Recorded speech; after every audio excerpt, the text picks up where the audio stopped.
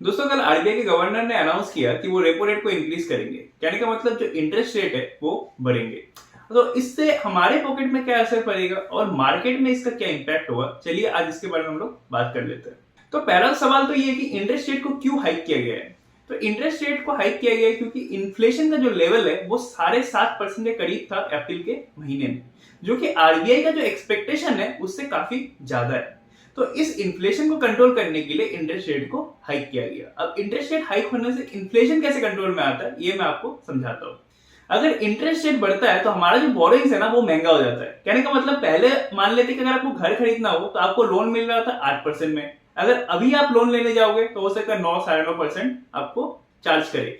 तो इससे क्या होगा कि आप डिस्करेज हो जाएंगे लोन लेने पे, है ना। तो काफी सारे लोग जो सोच रहे थे कि वो लोन लेके कुछ ना कुछ सामान खरीदेंगे, वो लोग अभी लोन नहीं लेंगे। तो जो मनी सप्लाई है एकदम से कम हो गया क्योंकि लोगों के हाथ में पैसे नहीं होंगे। लोगों के हाथ में पैसे क्यों नहीं होंगे? क्योंकि वो बैंक से लोन नहीं लेंगे, क्योंकि लोन महंगा हो चुका है। तो इसके चलते क्या होता है कि लोग डिमांड भी तो कम करेंगे, क्योंकि लोगों के हाथ में पैसे ही नहीं है तो फिर लोग सामान कैसे खरीदेंगे, है ना। तो क्योंकि बोरिंग्स महंगा हो गया है तो मेरा डिमांड कम होगा, और अगर मेरा डिमांड अगर कम होता है तो अल्टीमेटली जो चीजों के प्राइस है, गुड्स के प्राइस, वो नीचे आएंगे। तो मेरा इन्फ्लेशन कंट्रोल पे आएगा। जब भी इंटरेस्ट रेट बढ़ता है इसका इंपैक्ट सिर्फ हमारे ऊपर ही नहीं आता है बल्कि कंपनीज पे भी आता है। तो जो कंपनीज है वो भी बोरो करता है। किस लिए बोरो करता है? वो वर्किंग कैपिटल के रिक्वायरमेंट के लिए। फर्दर उनका जो भी एक्सपेंशन प्लान होता है, मान लेते कि उनको कोई प्लांट लगाना हो या फिर मशीनरी खरीदना हो, उसके लिए भी वो लोग बोरिंग्स करते हैं।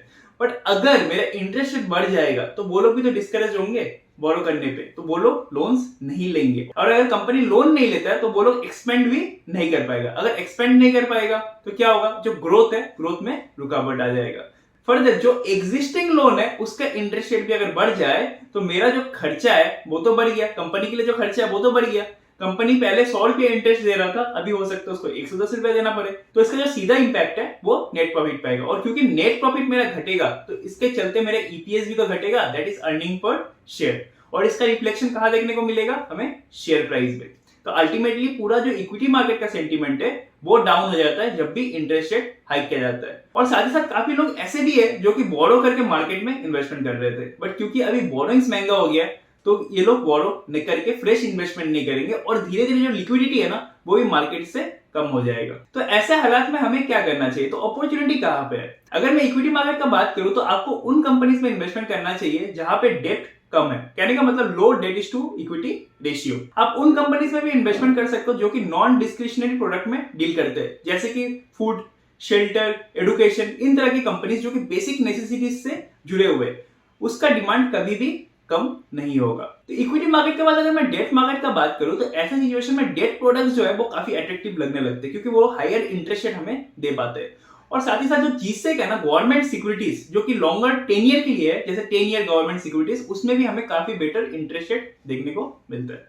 तो दोस्तों मैं उम्मीद करता हूँ इंटरेस्ट रेट, इन्फ्लेशन और मार्केट अपॉर्चुनिटी का जो ये डायनामिक है वो आपको समझ में आ गया होगा। अगर आपको ये वीडियो अच्छा लगा तो जरूर लाइक करिए, शेयर करिए अपने दोस्तों के साथ, और हमारे चैनल को डेफिनेटली सब्सक्राइब करिए।